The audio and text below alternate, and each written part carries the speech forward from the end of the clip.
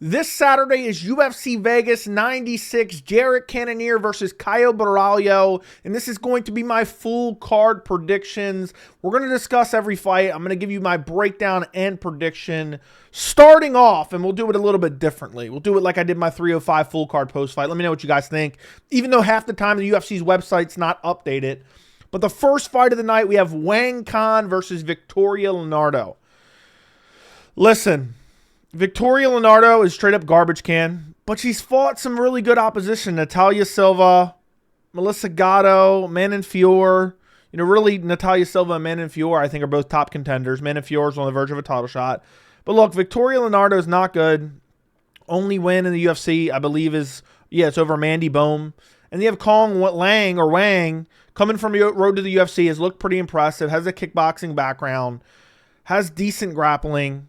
I think she gets it done. I mean, I'll take 5-0, which I don't know why this has 1-0. According to Tapology, she's 5-0, which I also am looking at right now. I'll take 5-0 Cong Wang over 9-5, but this is 9-6. I don't even know what's going on right now with the UFC's website. I don't know if this is accurate or not. This definitely is not accurate. I guess maybe they're taking into account road to the UFC and maybe UFC isn't. I don't know. Either way, Cong Wang's way better striker. I think she's going to beat her up, but I'm not going to be super confident in her getting the finish, just because even though Leonardo's been finished by quite a few, we're talking Natalia Silva. We're talking Manon Fior. I mean, she's been finished in 3 out of her last 4, so it wouldn't shock me, but I'm not going to be confident Cong Wang is going to come in and get a TKO, so I'm picking Cong Wang via decision. Next fight on the card, we have the silhouette of Jacqueline Cavalcanti versus Josiane Nunes. Oh my, this card is not very good. This card was thrown together on short notice, basically. I mean, we got the main event announced not even 2 weeks ago. What, 2 weeks ago, I think, for this? This was just crazy. Anyway, Josiane Nunes coming off a loss against Chelsea Chandler. But before that, she beat Zara Farron. Oh, wait, Jacqueline Cavalcanti beat Zara Farron as well. Look, if I look at both their fight styles, I like Cavalcanti's footwork over Nunes, just plodding forward, throwing big shots. They're both decently well-rounded. They both have a win over Zara Farron. Neither one of them look particularly impressive. They both won via decision. And, it's one of those 50-50 women's MMA fights. But look, I'm looking at their height and reach. Cavalcanti has a 6-inch height advantage and a 3-inch reach advantage. And I think she has much superior footwork, and I think she's faster. So I'm going to pick Cavalcanti via decision. I don't see her finishing Nunes. I think Nunes might try to grapple because it's going to be hard to catch up with Cavalcanti. But I think Nunes is just going to try to plot forward, throwing her big winging shots, looking for a KO. And I think Cavalcanti is just going to stick and move, lateral movement. I think she'll be faster on the feet, and I think she gets it done via decision against Josiane Nunes. Next fight on the card. This is actually a good matchup. We have Vyacheslav Borshchev versus James Llontop or Hontop. This is a tough fight to pick. To be quite honest, because Vyacheslav, it's hard to forget that beating in his last fight. I mean, he took a vicious beating against Chase Hooper. Fight before that, took a decent amount of took a lot of damage against Nazim Sadihov, what ended up being a draw. Fight before that, beat Meerschaert. Fight before that, lost to Mike Davis. Fight before that, lost to Mark Chikasi. Where Hontop made his UFC debut, I believe he took it on short notice against Chris Padilla and lost in the first round. But he looked good on Dana White's Contender Series, albeit it was against Malika Lewis. Look, I think I should pick Borshchev, but I'm not going to. And I'm solely not going to pick him because the amount of damage he's taken. I think his career is over. I know that sounds crazy. According to Tapology, he's a favorite, 250 favorite, which is crazy. I think he's the better striker. But listen, Llontop's ready to go to war, man. He's kind of like a savage brawler who has some grappling. Borshchev doesn't have great grappling. He's taken a lot of damage. My guess he's going to be slowing down. And he didn't take a lot of time off. It was 3 months ago he fought Chase Hooper. Think back to that fight. Go back and watch it if you don't remember. He got absolutely wrecked. Chase Hooper put a generational beating on Vyacheslav. So I'm not trusting him coming back from an early return after taking that much damage. And I'm going to take Llontop or whatever, however the hell you pronounce it. I can't remember. I researched this fight yesterday. I'm going to pick kind of the gritty brawler who has some grappling that he can mix in against Borshchev, who didn't take the proper time off. And he took, if you've been a fan for a long time, Vyacheslav took one of those beatings that Junior Dos Santos took in the second Kane fight. If you know what I'm talking about, please let me know down in the comments. It's life-changing. It's career-altering. It slows you down totally. And I think that Llontop is going to come out here and just be the grittier fighter, be the fresher fighter, do more damage. I could see him getting him out of there, but I'm just going to say Llontop by decision. I know I'm calling his last name 8 different ways. I just can't remember how it's pronounced right now, and I'm not going to look it up. So I'm going Llontop. I'm going to pick him to get it done via decision. Maybe a second or third round TKO, but I'm going to say decision. Next fight on the card, we have Zachary Reese versus Jose Daniel Medina. I mean, this is an easy pick. You got to go Zachary Reese.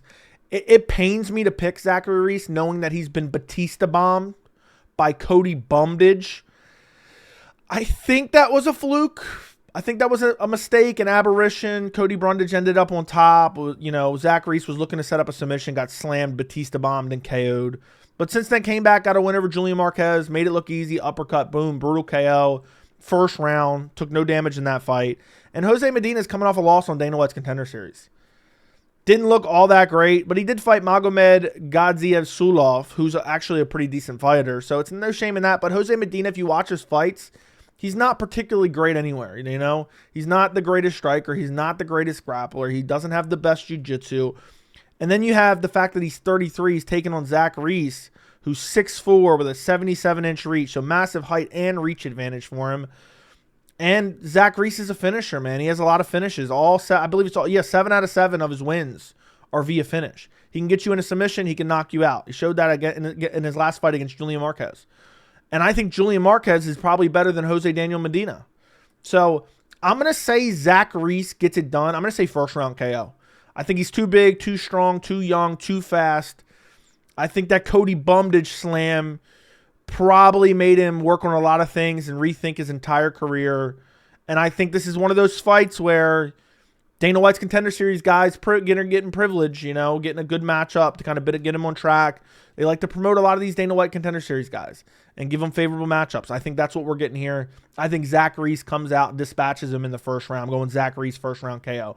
Next fight on the card is not even the actual fight. It's not, let me click on it.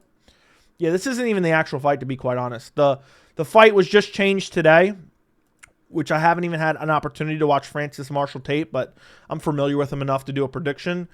You're now getting Dennis Buzukja versus Francis Marshall. Instead of Danny Silva pulled out. He has a silhouette here. Look, I was actually kind of high on Francis Marshall. I think I might even picked him against Isaac Dalgarian, but he got destroyed there. Took a long time off. Before that, lost a split decision to William Gomez. Dennis Buzukja has actually impressed me. He's coming off a KO win over Connor Matthews, you know, who I believe Francis Marshall actually fought him as well. Yeah, I think he fought him on Dana White's Contender Series. Got a win over that. More impressive win. I know MMA Mathis and everything. His loss, I think Jamal Emmers is actually a good fighter. He got KO'd by Jamal Emmers. Had a competitive fight against Sean Woodson on short notice. Buzukja is pretty well-rounded, man. I'm actually impressed with him. Where Francis Marshall's decent, but I think he's going to mainly try to grapple here. Has some okay striking. I think this fight could go either way, but what's really making me lean Buzukja is I would probably pick Danny Silva over Buzukja, but Francis Marshall coming in on, what, 5 days notice, 4 days notice, whatever it may be. That makes me, you know, I'm not really going to pick him. So I'm going to go Dennis Buzukja. I'm going to pick him via decision. I don't think he's going to go out there and get it done, but maybe he gets a KO. Maybe he gets a KO here. But ultimately, I think Buzukja will be able to keep it on the feet. I think he's the more polished striker, and he has more experience overall. And I think he's one of those guys that maybe deserved an opportunity in the UFC sooner. Didn't really get that opportunity. Got it on short notice, and now he's going to try to make the best of it. Kind of started off, you know, with some not even shit performances, but started off with a couple losses, and now he's going to make his way back and get a couple wins, and I think he beats Francis Marshall. I'll say via 29-28 decision in a competitive fight. Next fight on the card. This is actually the main card here. We have old Edmund Shahbazyan versus Gerald Meerschaert. Look, this is a trap fight, boys.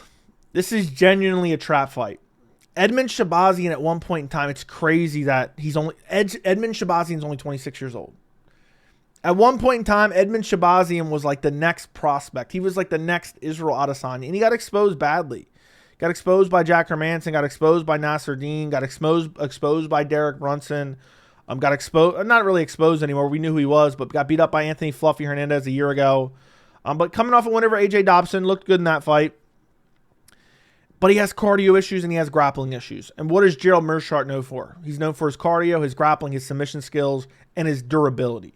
You know, Gerald Meerschaert, you know, say what you will about him, but man is a tough out. You know, I know he got KO'd by Joe Pyfer, you know, but for the most part, he's only getting KO'd by really nasty power punchers like Joe Pyfer, Hamzat Chimaev a while ago. That was a picture perfect right straight.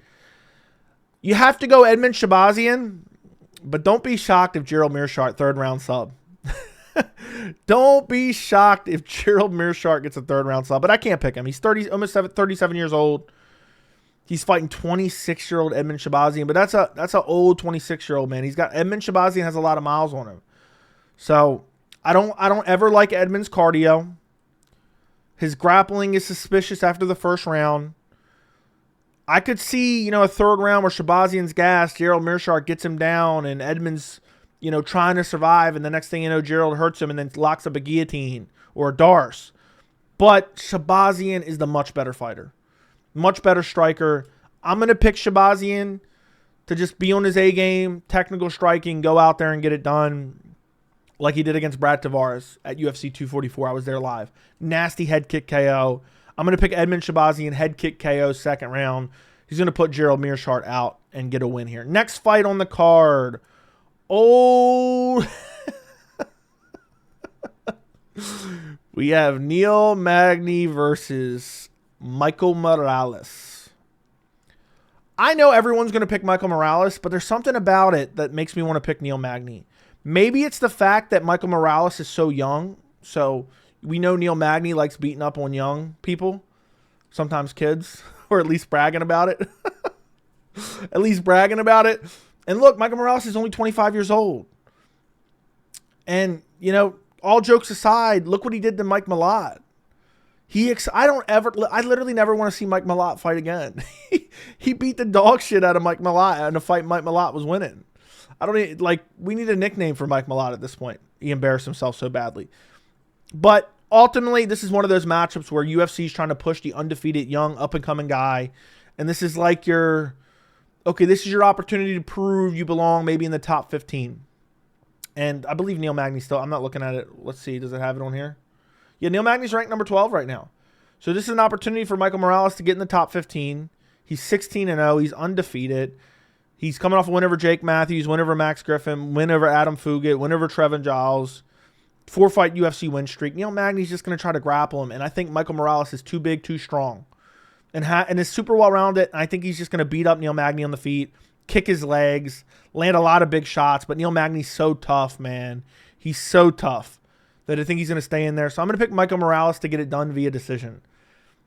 But don't be surprised if Neil Magny spanks him, all right? Don't be surprised if Neil Magny puts a whooping on Michael Morales because, you know, Neil Magny may end up losing a little bit, but he's become accustomed to putting on those types of whoopings, all right? But I'm going Michael Morales. I think he gets it done. May even be the guy that like kind of start the stoppage loss part of Neil Magny's career because you really don't see him stopped. You know, he got beat up badly by Ian Machado Gary. Ian Machado Gary wrecked his legs. I basically think Michael Morales is going to take a page out of his book, kick the legs, beat him up on the feet, land the heavier combinations, and ultimately I think he beats Neil Magny, probably a 30-27 decision. And Morales isn't super flashy, so he conserves his energy. So I don't see him like gassing out in the second or third. So I'm going to go Michael Morales via decision over Neil Magny. Next fight on the card. Oh, talk about a banger. Mr. Silhouette versus Mr. Silhouette. I know I'm laughing so hard right now, but this card is just, I don't know. I really don't care about this card all that much. I'm not going to lie. When I saw these two names, when I first looked at this card like 2 days ago, or not first looked at it, but was doing my predictions, I was like, who the hell are these guys? Who the fuck is this guy? Ryan Loder and Robert Valentin Frey? Then I realized they're Ultimate Fighter guys.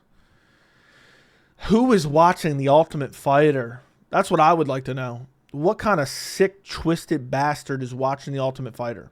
But look, Ryan Loder, grappler, likes to take you down, grind you out, beat you up. Robert Valentine, kind of wild, crazy striker, has some grappling, has quite a few submissions on his resume, likes the rear naked choke. Beat a guy, made him retire in his last fight and quit. I really don't know who to pick in this fight. I really don't. Valentin is 29 and Loder's 33. But I could see, Valentin has some good jiu-jitsu. I could see him end up getting taken down and be complacent there looking for subs. And Loder does have some good grappling. So I'm going to pick Loder to get it done. I'm going to pick him to take him down, beat him up, control him. And I think Valentin is going to need to do something crazy on the feet to win this fight early. He had a crazy KO on not Dana White's, on The Ultimate Fighter. But yeah, I'm just going to pick Ryan Loder to get it done. I don't know that. I haven't seen that much tape on these guys. I haven't dug deep into their careers. I'm disgusted that this is on the main card. I don't know who gives a rat's ass about The Ultimate Fighter anymore. But I'm going to go Ryan Loder. I'm going to say second round TKO, ground and pound. One fight I did watch was he fought Leon Shahbazyan. I don't know if that guy's related to Edmund Shahbazyan. Ragdolled him to the ground, full mount basically immediately, and just beat the dog shit out of him. So I like what I saw from him. Good grappling, good control, good ground and pound. I don't like the experience. He's 6-1, which isn't even on the screen right now. But yeah, I'm going to pick Ryan Loder to get it done via grappling, ground and pound, second round. I got Ryan Loder. Next fight on the card, the co-main event. The co-main event, a fight that I'm really looking forward to. Angela Hill versus Tabatha Ricci. There's not one of these... Look, guys, I'm really just thinking about this right now. There's not one of these fights that really, gets me excited. This isn't the worst card ever. But, not one of these fights is damn, I can't wait for this matchup. So, we got the co-main event, Angela Hill, Tabatha Ricci. Another Apex event. I'm going Angela Hill decision. Angela Hill just looks... She just finds a way to get it done. She doesn't look great, but she just finds a way to get it done. She's coming off a win over Luana Pinheiro, mounted guillotine, destroyed her. Denise Gomes the fight before that. Lost to Mackenzie Dern in a close fight. Or no, actually she got dominated in that fight, but she made it. She had some moments, if I remember correctly. I'm trying to remember. So long ago now. I don't know. Tabatha Ricci wants to grapple. Her striking has improved, but it's not particularly excellent in anywhere. Split decision against Tisha Pennington. I thought she lost that fight, if I'm remembering correctly, in real time. Lost to Lupita Godinez, split decision. I thought she lost that fight. Her wins aren't great. Jillian Robertson, Jessica Penne. Well, the Jillian Robertson win has aged well, but she's eking out decisions. I think this is a decision no matter what. I think Angela Hill's record is kind of deceiving, 17-13. She is 39 years old, going on 40. So 10-year youth advantage for Tabatha Ricci, which makes me want to pick Tabatha Ricci. But I'm not doing it. Every time I pick against Angela Hill, she somehow pulls it off. So I am going to pick Angela Hill to get it done. I think she wins. Just decent striking. She's strong in the clinch. We've seen her be very strong in the clinch. And I think she gets it done over Tabatha Ricci. Next fight on the card, we have the main event. Number 5 ranked Jared Cannonier versus number 12 ranked Caio Borralho. First thing I need to know before we get into anything. Is Caio Borralho Dagestani? If he's not Dagestani, is he from the Caucasus region? Because I need to know if I need to cry and whine and scream from the rooftops, Dagestani privilege, wow, Dagestani privilege. I'm pretty sure Caio's Brazilian. Maybe mixed with something else. I'm not 100% sure. But if he even has 1% Dagestani, we need to know about it. Because we need to cry and whine about the Dagestanis getting big jumps up, and they don't even have any big ranked wins, and now they're jumping up and fighting top 5 guys. And look, in this matchup, in all seriousness, I picked against Jared Cannonier against Nasruddin Imavov, okay? And Nasruddin went out there and stopped him. And I know it was a controversial stoppage. I think Nasruddin would have got him out of there regardless. That's something considering that Jared Cannonier is now 40 years old. He's 40. He got hurt by Marvin Vettori, then beat the shit out of Marvin Vettori. Before that, beat Sean Strickland, which is a good win. Don't get me wrong. But close fight. I think this is one of those fights where the young eats the old. 31-year-old Caio Borralho, 16-1, hasn't lost in years. Coming off the devastation of Paul Craig. Coming off a win over Abus Magomedov. Coming off a win over Mikhail Olashechek. None of these wins are great wins by any means. But he's proven that he can be consistently good. And he has excellent grappling. He has good fight IQ. I believe he's with the Fighting Nerds, which that team is just, on a tear as of right now. Prates and Jean Silva. And I just think he's a well-rounded mixed martial artist. Could Cannonier stuff the takedowns and beat him up on the feet? It's possible. But Caio's got really relentless grappling. And Cannonier, you know, he got taken down by Brunson in the first round, controlled a little bit there. And I don't know if Cannonier is going to be trusting his chin going into this one. You know, he got hurt badly in his last fight. When you're 40 years old and that chin starts to get cracked a little bit. I mean, when's the last time we've seen him, you know, that badly hurt and finished in TKO'd? It's been a long while, maybe even not at the weight class, to be quite honest. So I think Caio Borralho mixes everything in. Jared Cannonier loses this fight. I'm just debating if I want to pick Caio by decision or by TKO. Or could he find the sub? Could he be the first guy to sub Jared Cannonier? That is the question. Look, I think Caio Borralho is going to get a statement win here. I think Cannonier is going to, this is going to be the fight that we're like, oh, damn, Cannonier's done for. He's done for. You know, he may have beat up Sean Strickland not that long ago, but he's done for. So I'm going to pick Caio Borralho to wear Cannonier down with his grappling. I think Caio is good enough on the feet where he's not going to get outclassed. He'll have to address the leg kicks because Cannonier has nasty leg kicks. But, I mean, Caio's like taking these dudes down, but he's also beating them up on the feet as well. I mean, I know Paul Craig isn't nothing, but stuff the takedowns of Paul Craig, relentless takedown attempts. And even has a win over Armin Petrosian, who I think is a really solid win. So I'm going to pick Caio Borralho to get it done. I'm going to say third round TKO. I'm going to say it's very competitive, and then Borralho starts to get an advantage in the grappling, wearing down Cannonier as Cannonier is trying to just, you know, explode back up to his feet. And I think Caio is good enough on the feet to clip him up on the feet and mixing the takedowns. So Jared Cannonier is going to be thinking about the takedowns.